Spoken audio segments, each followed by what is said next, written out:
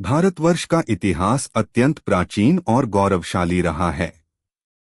सिंधु घाटी सभ्यता से लेकर वैदिक काल तक भारत ने अनेक राजवंशों और महान साम्राज्यों को जन्म दिया।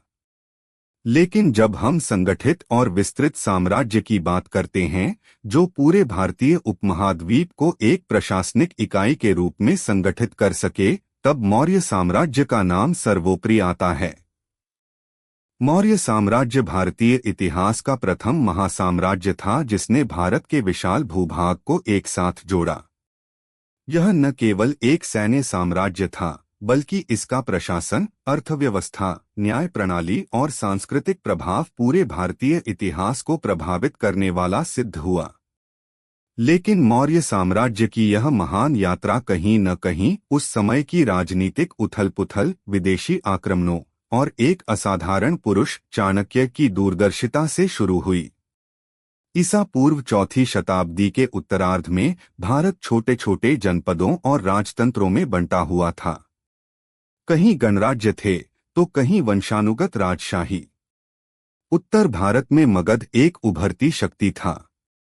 वहीं पश्चिमोत्तर भारत में यवन, यूनानी शक्तियां अपने पांव जमा रही थीं।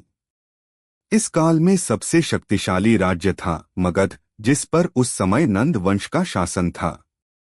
नंद वंश ने मगध को राजनीतिक और सैन्य रूप से अत्यधिक शक्तिशाली बनाया। धन, सेना और प्रशासन के क्षेत्र में नंदों ने उन्नति की थी। परंतु नंद शासकों के शासनकाल में अहंकार, अत्याचार और प्रजाओं के प्रति क्रूरता बढ़ गई थी। वे ब्राह्मणों का अपमान करते थे, कर अत्यधिक वसूलते थे और जनकल्याण की भावना उनके शासन में नहीं थी।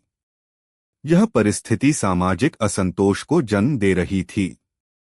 जनता त्रस्त थी और मगध की सीमाओं पर बैठे दुश्मन इन कमजोरियों का लाभ उठाने की प्रतीक्षा कर रहे थे।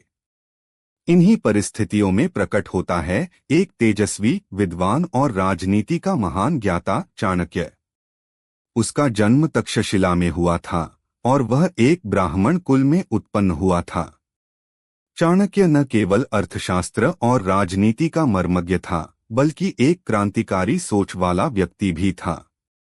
एक बार चाणक्य पाटलिपुत्र आया। वह नंद शासक से मिला, परंतु उसका अपमान हुआ।